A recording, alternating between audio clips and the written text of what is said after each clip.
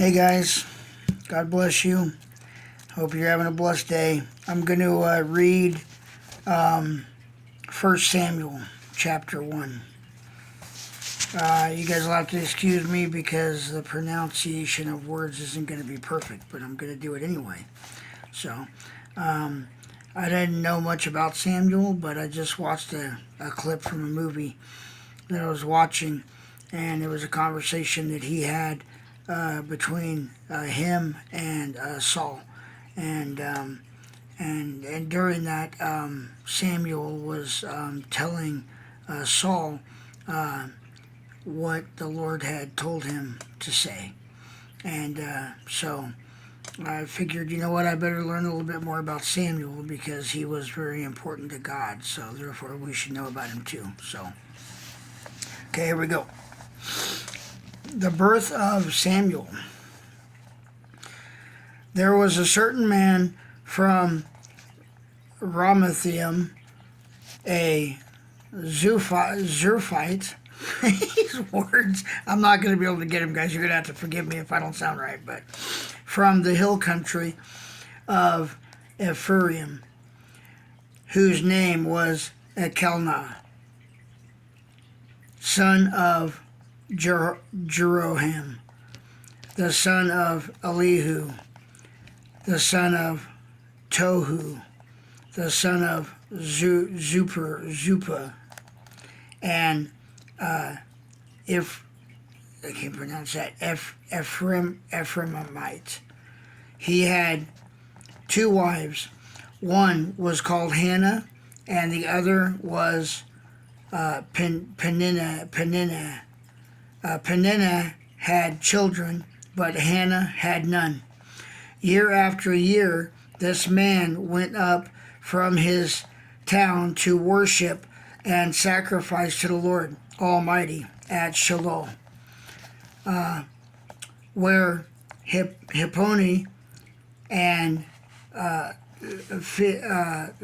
Phinehas, the two sons of Eli, were priests of the Lord. Whenever the day came for Elkanah to sacrifice, he would give portions of the meat to his wife Peninnah and to all her sons and daughters. But to Hannah he gave a double portion because he loved her, and the Lord had closed her womb. Because the Lord had closed Hannah's womb, her rival kept provoking her in order to irritate her. This went on year after year. Whenever Hannah went up to the house of the Lord, her rival provoked her till she wept and would not eat. Her husband Elkanah would say to her, Hannah, why are you weeping? Why don't you eat? Why are you downhearted? Don't I mean more to you than 10 sons? Once, when they had finished eating and drinking in Shiloh, Hannah stood up. Now Eli, the priest, was sitting on his chair by the doorstep of the Lord's house. In her deep anguish, Hannah prayed to the Lord, weeping bitterly. And she made a vow, saying, Lord Almighty, if you will only look on your servant's misery and remember me, and not forget your servant, but give her a son, then I will give him to the Lord for all the days of his life, and no razor will ever be used on his head. As she kept on praying to the Lord, Eli observed her mouth. Hannah was praying in her heart, and her lips were moving, but her voice was not heard. Eli thought she was drunk, and said to her, How long are you going to stay drunk? Put away your wine. Not so, my lord, Hannah replied. I am a woman who is deeply troubled. I have not been drinking wine nor or beer. I was pouring out my soul to the Lord. Do not take your servant for a wicked woman. I have been praying here out of my great anguish and grief. Eli answered, Go in peace, and may the God of Israel grant you what you have asked of him. She said, May your servant find favor in your eyes. Then she went her way and ate something, and her face was no longer downcast. Early the next morning they arose and worshipped before the Lord, and then went back to their home at Ramah. Elkanah made love to his wife Hannah, and the Lord remembered her. So in the course of time Hannah became pregnant and gave birth to a son. She named him Samuel, saying, Because I asked the Lord for him. When her husband Elkanah went up with all his family to offer the animal sacrifice to the Lord and to fulfill his vow, Hannah did not go. She said to her husband, After the boy is weaned, I will take him and present him before the Lord, and he will live there always. Do what seems best to you, her husband Elkanah told her. Stay here until you have weaned him. Only may the Lord make good his word.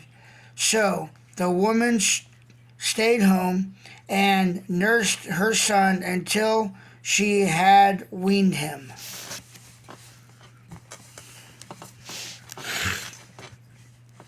After he was weaned, she took the boy with her, young as he was, along with a 3-year-old bull, and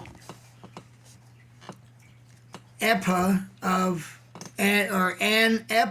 flour, and a skin of wine, and brought him to the house of the Lord at Shiloh. When the bull had been sacrificed, they brought the boy to Eli, and she said to him, Pardon me, my lord, as surely as you live, I am the woman who stood here beside you praying to the Lord. I prayed for this child, and the Lord has granted me what I asked for of him. So now I give him to the Lord for his whole life. He will be given over to the Lord. And he worshipped the Lord there.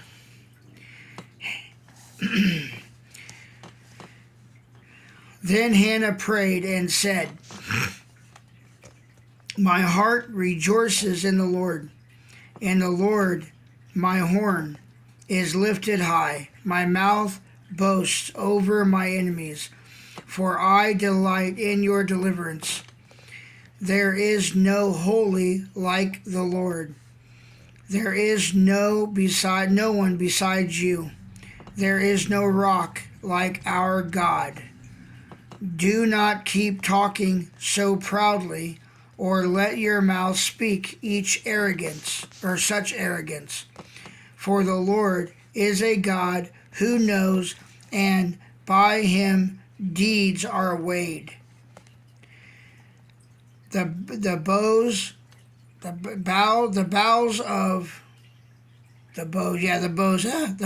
of warriors are broken, but those who stumbled are armed with strength. Those who were full hire themselves out for food, but those who were hungry are hungry no more. She who was barren has borne 7 children, but she who has had many sons pines away. The Lord brings death and makes alive. He brings down to the grave and raises up. The Lord sends poverty and wealth. He humbles and he exalts.